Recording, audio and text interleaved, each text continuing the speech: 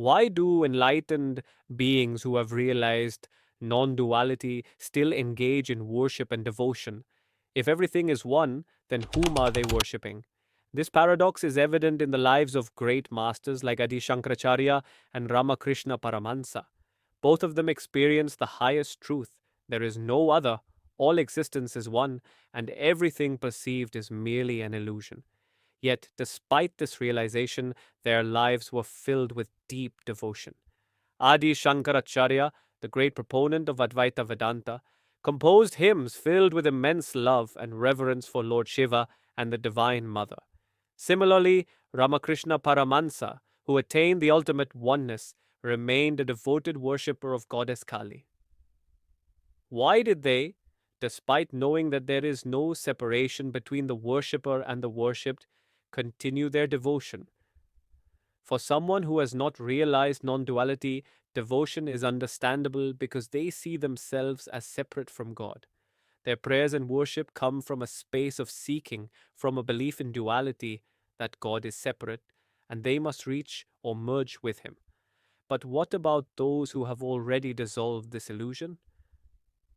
If they have realized that the individual self and the supreme self are not two but one, then whom are they worshipping?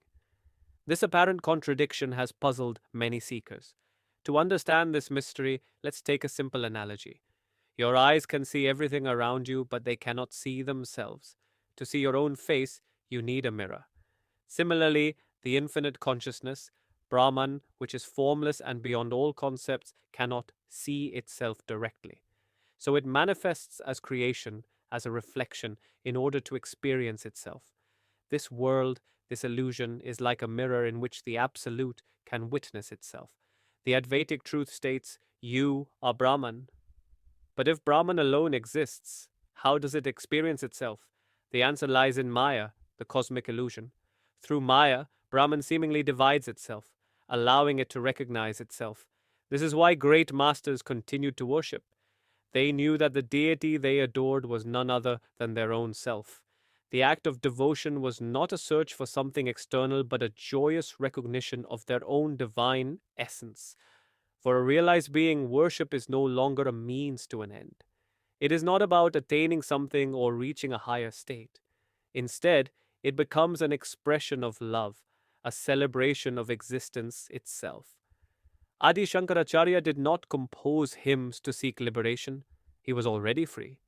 His hymns were an outpouring of that realization, an expression of bliss in knowing that everything, including Lord Shiva and the Divine Mother, was simply Brahman in different forms. Similarly, Ramakrishna Paramahansa's devotion to Kali was not an attachment to form, but an intimate play within the cosmic illusion. He worshipped knowing fully well that the one bowing and the one being bowed to were ultimately the same. Another example is that of a dancer. It is through the dance that the dancer expresses themselves. Without the dancer remains unexpressed.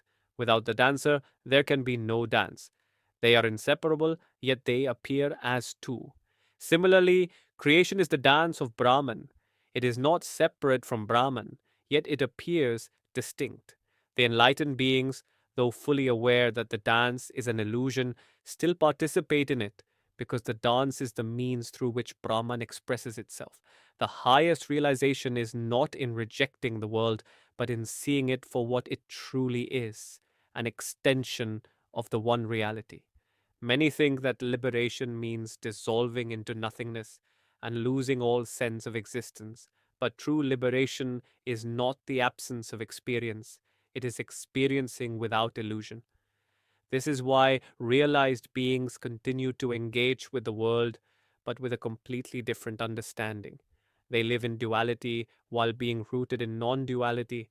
They do not escape from the illusion, but dance within it, knowing it is just a play. Brahman, by manifesting as the world, comes to know itself. This entire creation is nothing but Brahman's reflection, a divine mirror through which it recognizes its own infinite nature. Without the illusion, there can be no experience of oneness. Just as light can only be known in contrast to darkness, the Absolute can only recognize itself through this apparent play of separation. The enlightened ones do not reject this play, they embrace it, fully aware that it is a self created illusion. The real joy of liberation is not in negating existence, but in seeing through it.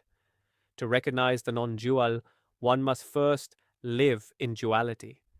That is why Adi Shankaracharya, Ramakrishna Paramhansa, and other enlightened beings continued their devotion. They did not worship out of ignorance, but as a celebration of the cosmic dance. They knew that the deity they adored was none other than themselves, and yet, in the grand play of existence, they delighted in expressing that love. True wisdom is not in discarding duality, but in using it as a mirror to recognize the timeless, formless, infinite reality that has always been.